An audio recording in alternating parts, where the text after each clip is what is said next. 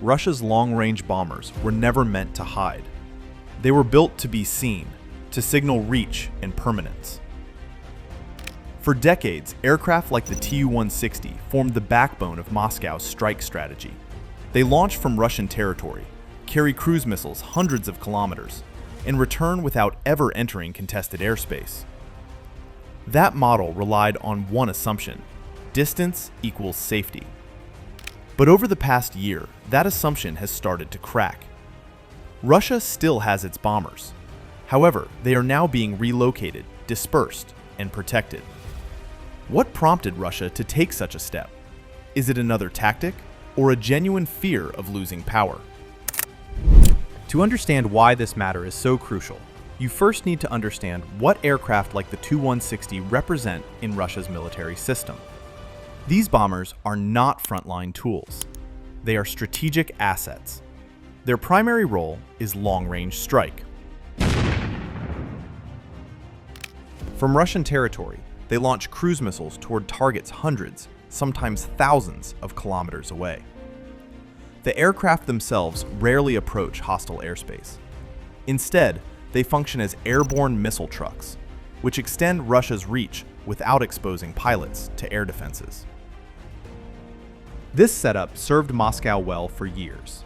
It reduced risk, it preserved expensive airframes, and it reinforced the idea that Russia's strategic aviation sat beyond the battlefield. There is also a symbolic layer.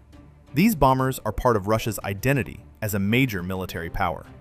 They feature prominently in state media, military parades, and long-range patrols meant to signal strength abroad. Their visibility was deliberate, and that visibility rested pretty much on confidence. What makes the recent changes striking is that none of this doctrine has disappeared. The bombers still fly. The missiles are still launched. But the way Russia treats these aircraft on the ground is no longer the same. And that tells us the pressure isn't coming from the air. It's coming from somewhere much closer to home. Russia's long-range bombers used to operate from a small number of well-known air bases deep inside the country. These locations sit hundreds of kilometers from Ukraine's borders. They are surrounded by layered air defenses, and they were designed to support large aircraft that require long runways, specialized maintenance crews, and secure storage for cruise missiles. Ingalls 2 is the most prominent example. It has served for decades as a hub for Russia's strategic aviation, hosting Tu-160 and Tu-95 bombers that form the backbone of long-range strike operations. From there, aircraft can take off, launch missiles from safe distances, and return without ever entering contested airspace. Geography was part of the defense plan. So was predictability. These bases were permanent and heavily documented. Their locations were never secret. Russia believed the distance alone made them untouchable, and that any attack deep inside its territory would be too difficult, too risky, or too escalatory to attempt. Air defense systems reinforced that belief. Radar coverage was dense. Interceptor systems were positioned to counter aircraft and cruise missiles. Moreover, the threat model focused on high-altitude, long-range attacks. For years, nothing challenged that logic. What changed was not the importance of these airfields. It was the assumption that distance and air defense were enough to protect them. The pressure on Russia's bomber bases came from a different direction. Over the past year, Ukraine has struck targets far beyond the front lines using long-range drones. These systems are relatively small, comparatively inexpensive, and designed to fly at low altitudes. They do not look or behave like traditional aircraft or cruise missiles. Now, it's important to understand that air defenses are built around expectations like high-speed jets or ballistic trajectories. Drones sarcastically disrupt that logic. They fly lower, slower, and with a much smaller profile. They can approach from unexpected directions and exploit gaps created by terrain, weather, and radar coverage limits. Even when intercepted, they force defenders to spend time and resources responding to threats that cost a fraction of the systems meant to stop them. This has restructured the risk calculus around fixed infrastructure. Air bases, by nature, cannot move. Runways, fuel depots, and maintenance facilities are visible and predictable. Strategic bombers require open space and long operating cycles, which makes concealment difficult. The result is not constant destruction, but constant uncertainty. Every successful long-range drone strike, even a limited one, sends a signal. It shows that distance alone is no longer a guarantee of safety. It forces planners to assume that any fixed base, no matter how far from the front, could become a target. That assumption is what begins to change behavior. And once behavior changes, doctrine follows. This change, however, didn't happen in a vacuum. Over the past few months, a specific story has circulated widely across military forums, social media, and pro-Ukraine analysis channels.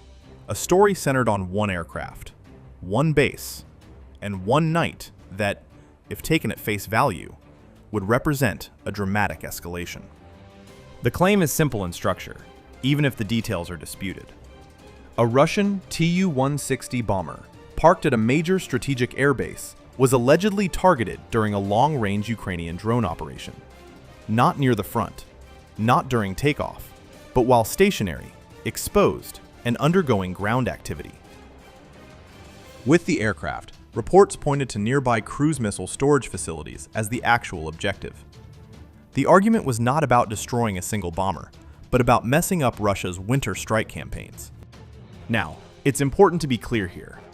There is no independent confirmation that a Tu-160 was destroyed, captured, or disabled in the way some online narratives describe.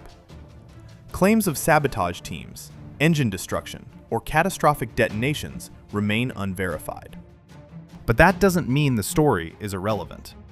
Because even without confirmation, the reaction tells us something important.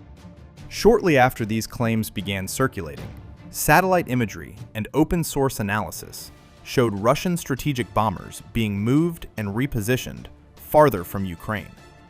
Aircraft that once sat openly on well-known aprons were no longer where they used to be. That response outshines the story itself. States change behavior because planners believe risk has increased. And whether every detail of that story is true or not, it highlights a fear Russia can no longer ignore. Its most valuable aircraft are no longer untouchable while sitting on the ground. At this stage, it's important to understand what Russia is actually trying to protect. It isn't aluminum, engines, or runways. It's credibility. Strategic bombers only matter if everyone believes three things about them. 1, that they are survivable. Next, that they are reliable. Third, that they will always be available when Moscow decides to use them. The moment any of those assumptions start to wobble, the bomber loses weight as a strategic tool, even if it never gets hit. Deterrence is not built on destruction. It's built on expectation. If allies begin to wonder whether launches can be sustained, confidence fades. If adversaries sense uncertainty, they start probing. If planners doubt availability, escalation options shrink. That's the danger Russia is facing right now. This explains why dispersal matters so much. Spreading bombers across multiple bases doesn't make them stronger in combat terms.